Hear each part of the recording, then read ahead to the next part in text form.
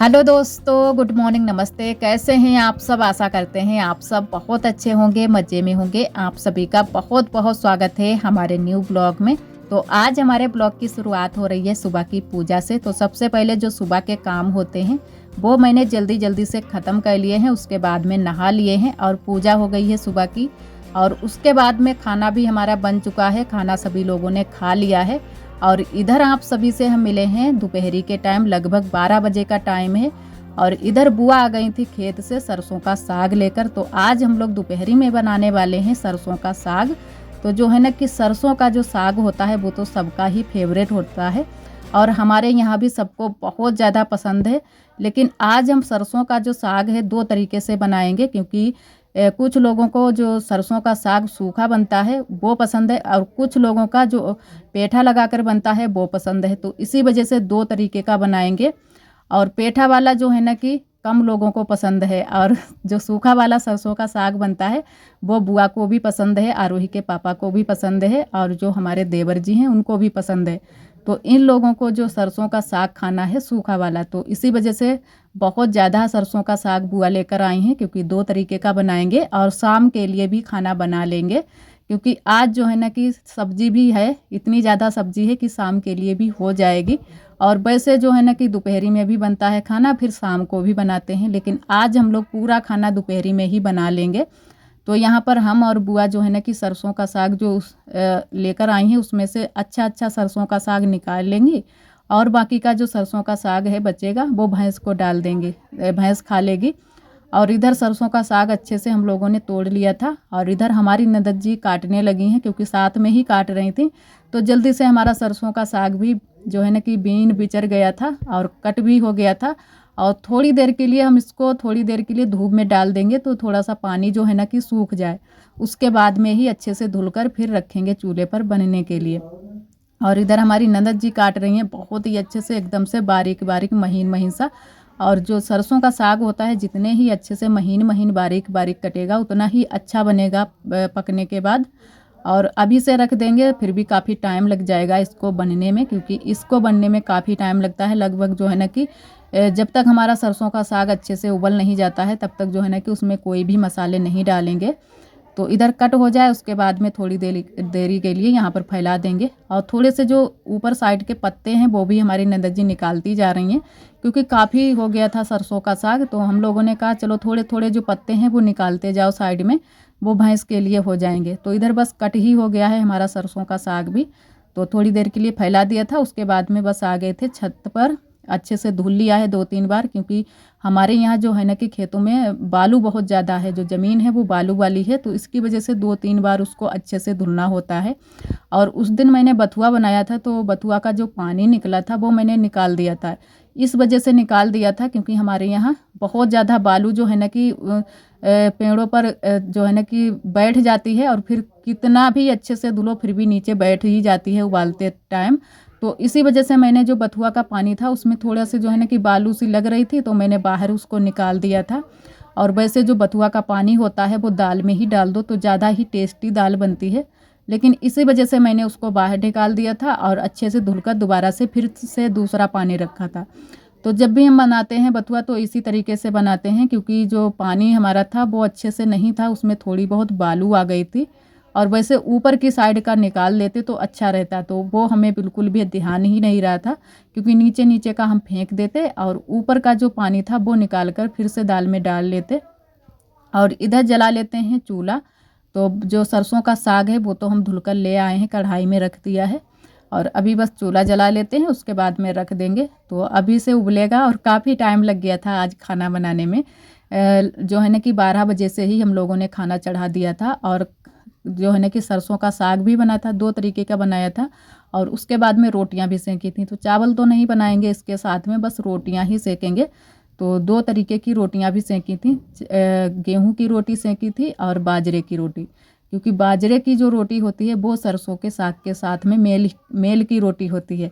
सरसों का साग और बाजरे की रोटी, और या फिर हो मक्के की रोटी। और चावल की रोटी भी अच्छी लगती है सरसों के साग के साथ में, लेकिन अभी चावल का आटा तो नहीं है और ना ही हमारे यहाँ मक्के का आटा है। तो बाजरे का आटा है तो बाजरे की रोटी सेकेंगे और गेहूँ की रोटी सेकेंगे। और सरसों का साग जो है ना कि मैंने उबलने के लिए रख दिया है। और तब तक आ गए हैं हल्दी मिर्चा पीसने के लिए। तो थोड़ा सा जो साग हम बनाएंगे जिसमें पेठा लगाएंगे वो बनाएंगे हल्दी मिर्च का, उसमें हल्दी मिर्च डालेंगे और पेठा भी लगाएंगे चावल का, जो मैंने चावल पहले से ही भिगो दिए हैं तो अच्छे से भीग जाएंगे। और जो दूसरा वाला सरसों का साग बनाएंगे दूसरे तरीके से, उसमें सिर्फ नमक मिर्च ही डालेंगे और लहसुन से छौंका लगा देंगे। तो 2 तरीके का सरसों का साग बनाएंगे। और आप सभी भी कमेंट में बताइएगा कि किस तरीके से आप सभी सरसों का साग साग जो है ना कि बनाते हैं। तो कई दीदियों ने तो हमारी एक बार कमेंट किया था कि हमारे यहाँ जो है ना कि गेहूं के आटे का भी पेठा लगा दिया जाता है। और जैसे है ना कि हमारे यहाँ गेहूं के आटे का तो नहीं लगाया जाता है, लेकिन सभी लोग चावल के आटे का लगाते हैं या फिर बेसन का लगा देते हैं। तो दोनों तरीके का लगा देते हैं तो टेस्टी बनता है सरसों का साग। और बहुत जगह तो मैंने देखा है कि जो है ना कि बड़े से पतीले या पतीले में बनता है तो दाल की तरह बनता है सरसों का साग, लेकिन उस तरीके से अभी हमारे यहाँ नहीं बनता है। मेरे यहाँ जो है ना कि इतना पतला सा नहीं बनता है, गाढ़ा गाढ़ा ही बनता है। तो इधर जो है ना कि सरसों का साग हमारा उबल चुका है, काफ़ी टाइम हो चुका है। मैंने सारे मसाले भी तैयार करके रख लिए हैं और लहसुन को भी छील कर रख लिया है। तो इधर जो है ना कि थोड़ा सा हम पानी इससे निकालने वाले थे, क्योंकि जो ये वाला साग होता है कई तरीके का साग भी होता है। एक चिकना वाला साग होता है और एक ये जो होता है जो कि खुरखुरे पत्तों का। तो ये हमारे यहाँ आता है खुरखुरे वाले पत्तों का, जो कि बड़ी सरसों का साग बोला जाता है, बड़ी सरसों होती है तो उसी का ये साग है। तो थोड़ा सा जो है ना कि अगर पानी ना निकालो तो थोड़ा सा इसका टेस्ट बदल जैसा जाता है। तो मैंने कहा थोड़ा सा इसका पानी निकाल देते हैं, और पूरा नहीं निकाला है, बस थोड़ा सा ही पानी हमने निकाला है। और बहुत ज़्यादा थाली जो थी हमारी गर्म हो गई थी, तो बहुत ही मुश्किल से हम ले गए थे और जो है ना कि नाली के पास में हमने डाल दिया था। और इधर जो है ना कि थोड़ा सा जो हम सूखा साग बनाएंगे वो अलग निकाल कर रख देंगे, उसके बाद में डालेंगे हल्दी मिर्च। और आरोही इधर आ गई हैं, तो आरोही जो है ना कि स्कूल से आ चुकी हैं और इधर बैठ गई हैं यहीं पर, क्योंकि आरोही को भी सरसों का साग बहुत ज़्यादा पसंद है। तो हमसे पूछा तो मैंने कहा सरसों का साग बना रहे हैं। और इधर आरोही जो है ना कि जो सरसों का साग उसमें चपक गया था वही निकाल रही थी कि मम्मा हम निकाल कर रख देते हैं। तो आरोही फिर जो है ना कि यहीं पर अब खेल में लगी हुई हैं। और हल्दी मिर्चा मैंने डाल दिया था, नमक डाल दिया था साथ में ही, और थोड़ी देर के लिए पकने दिया। उसके बाद में अब डाल दिया है इसमें पेठा। तो पेठा जो है ना कि जब तक अच्छे से पक नहीं जाएगा तब तक हम इसे बराबर से चला भी सकते हैं, और जो है ना कि ढककर भी रख दो। लेकिन ढककर जब रखो बिल्कुल धीमी आंच में पकाओ सरसों का साग, तब रखो, नहीं तो नीचे से बहुत जल्दी से ही चपक जाता है। तो अच्छे से मैंने चला दिया है और उसके बाद में फिर जल्दी जल्दी से ही मैंने इसको 2-3 बार अच्छे से चला दिया था, तो अच्छे से हमारा पेठा पक गया था। और उसके बाद में फिर लगाएंगे इसमें छौंका। तो सारी तैयारी तो बस कर ली है और बस अब आटा भी लग गया है। हमारी ननद जी ने तब तक आटा लगा लिया है। और पहले सेकेंगे थोड़ी सी गेहूं की रोटी और फिर बाजरे की रोटी, क्योंकि सभी लोग खाने के लिए भी आ गए हैं खाना। और जो है ना कि सुबह के टाइम हल्का ही खाना बनाया था तो सभी को जल्दी से भूख भी लग गई थी। तो बस हमारा सरसों का साग बनकर अब तैयार हो गया है। और इसमें लगा देते हैं छौंका लहसुन का। और 2 मैंने लाल मिर्च ली हैं, तो लाल मिर्च जो है ना कि तोड़कर नहीं डालेंगे, ऐसे ही पूरी पूरी मिर्च हम डाल देंगे। तो जिसको भी खाना होगा वो खा लेगा, और नहीं तो जो है ना कि अगर टुकड़ों में कर देंगे फिर किसी को मिर्च लग जाएगी। क्योंकि सरसों का साग जो है ना कि थोड़ा सा मिठास ही होनी चाहिए, वही अच्छा लगता है जो ये पेठा वाला बनता है। और इधर आटा भी हमारा लग चुका है, तो बस अब रोटियां सेक लेंगे। और बाजरे का आटा भी लेकर हम आ गए हैं, तो बाजरे की रोटियां सेकेंगे और गेहूं की रोटियां। और सरसों का साग तो बनकर हमारा बहुत ही अच्छा बना है और बहुत ही टेस्टी लग रहा था। तो जब भी हम बनाते हैं हम अपने लिए तो इसी तरीके से सरसों का साग बनाते हैं। ये वाला अच्छा लगता है ज़्यादा ही कुछ, और वैसे अपनी अपनी सभी की पसंद होती है, क्योंकि किसी को ऐसा अच्छा लगता है, किसी को सूखा वाला अच्छा लगता है। तो 2 तरीके का सरसों का साग बन गया है। और एक जो था ना कि सूखा वाला, वो नीचे ही गैस पर छौंका लगा दिया था उसमें, क्योंकि कढ़ाई जो हमारी थी पेठा वाली हो चुकी थी, तो इसमें अच्छे से नहीं छौंका लग पाता, तो उसमें नीचे ही छौंका लगा दिया है। और इधर उतार कर मैंने कढ़ाई को रख दिया है। और तब तक आ गई थी बुआ, तो बुआ से मैंने कहा कि बाजरे की रोटी बनवा लेते हैं। और गेहूं की रोटी 2-4 मैंने बना कर रख ली हैं, उसके बाद में बस बाजरे की रोटी बुआ बनाने लगी हैं। क्योंकि बुआ से बहुत ही अच्छे से बाजरे की रोटी बनती हैं, हम लोगों से इतने अच्छे से नहीं बनती हैं। और बुआ एकदम से चाहे पतली बनवाओ या मोटी रोटी बनवाओ बहुत ही अच्छे से बनाती हैं। और सभी लोग खाना भी खाने लगे हैं, तो इधर रोटियां भी जो है ना कि पकड़ा रहे हैं कि जल्दी से ले जाओ, सभी लोगों को खिलाओ पिलाओ। और सभी लोग कुछ लोग नीचे भी खाना खा रहे हैं और कुछ लोग यहाँ छत पर भी बैठ कर खा रहे हैं। तो हमारी ननद जी और जो है ना कि आरोही यहीं पर खा रही हैं और पापा और हमारे देवर जी नीचे खाना खा रहे हैं। तो बुआ इधर रोटियां जो है ना कि सिकवा रही हैं हमारे साथ में, क्योंकि सेक तो हम ही रहे हैं लेकिन बनाना मुश्किल होता है, सेकना तो बहुत ही आसान होता है। बनाने में ज़्यादा मेहनत भी लगती है और बहुत ही हिसाब से ये रोटियां बनानी पड़ती हैं।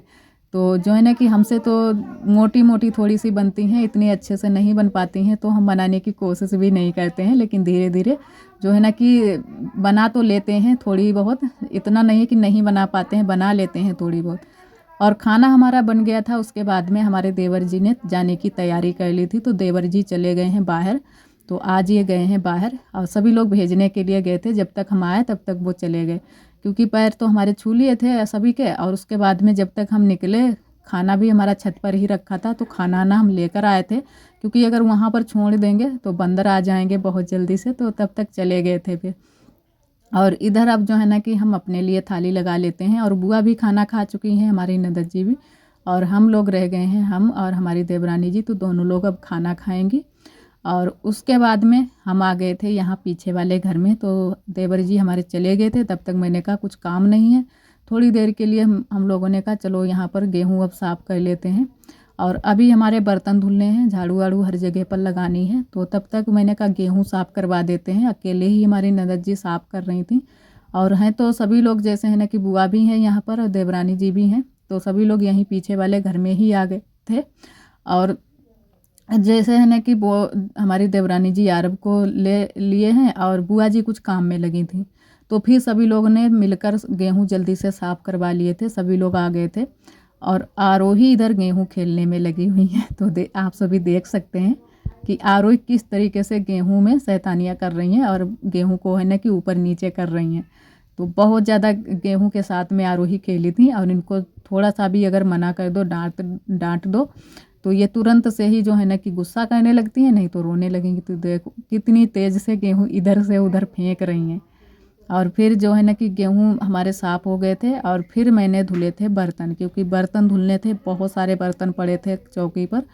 तो हम फिर बैठ गए थे बर्तन धुलने के लिए। लगभग जो टाइम हो गया होगा 4 या 4:30 या 5 बजे का होगा, मैंने देखा तो नहीं था, लेकिन टाइम कुछ ऐसे ही होगा। और इधर राख आज हमारी ख़त्म हो गई थी, क्योंकि राख बहुत जल्दी से ख़त्म हो जाती है, बर्तन जब राख से धुलो तो बहुत जल्दी से ख़त्म हो जाती है। तब तक आरोही आ गई थी, मैंने आरोही से कहा कि जाओ राख लेकर आओ पीछे वाले घर से, क्योंकि वहाँ पर रखी है राख, और बहुत ही अच्छी राख है, एकदम से चिकनी वाली राख।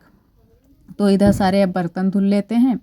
और आप सभी दोस्तों को तहे दिल से बहुत बहुत धन्यवाद, आप सभी बहुत प्यारे प्यारे कमेंट करते हो, हमें बहुत अच्छा लगता है।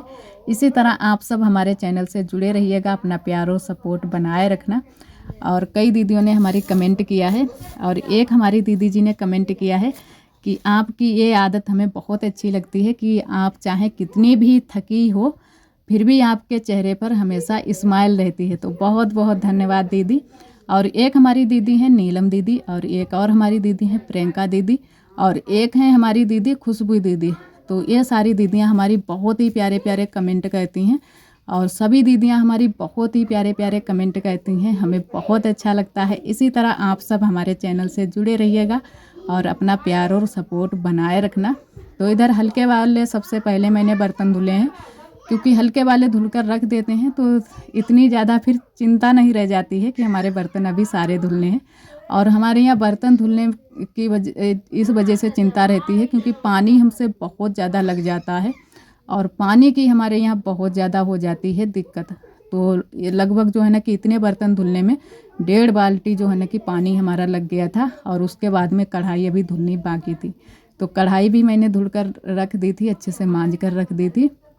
और उसके बाद में आ गए हैं अंदर, क्योंकि अभी हमारे कपड़े फैले पड़े थे, कपड़े सारे सूख गए थे, तो मैंने कहा कपड़े भी घड़ी करके रख देते हैं। और इधर आरोही ने पैंट भी निकाल कर फेंक दी थी, क्योंकि पैंट थोड़ी सी भीग गई थी नीचे की साइड में। तो मैंने कहा इसको कपड़े भी आरोही को पहना देते हैं, और कपड़े जो पड़े हैं वो भी घड़ी करके अच्छे से रख देते हैं। और आरोही यहाँ पर जो है ना कि जो धरी सहती हमारी चीज़ें रखी हैं वही निकाल निकाल कर कुछ ले आती हैं, कहीं कुछ ले आती हैं। इतना ज़्यादा ये परेशान करती रहती हैं कि जब हम कमरे में आए तो कमरे में जो भी चीज़ें रखी होती हैं डुकी छिपी सारी चीज़ें निकाल निकाल कर बाहर रख देती हैं, काम ही बढ़ाती रहती हैं। तो एक चीज़ हम ले पाते हैं, दूसरी चीज़ निकाल लेती हैं। आप सभी देख रहे हैं कि घी का डिब्बा रखा था वो मैंने रख दिया है ऊपर साइड में, तो आरोही ने टेप निकाल कर रख लिया है।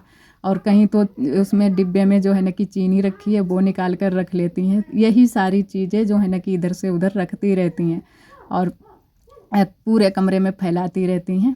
और इधर कपड़े घर ही कर देते हैं। और आज जो है ना कि शाम का खाना तो अब बनाना नहीं है, तो अब तो फ्री रहना है।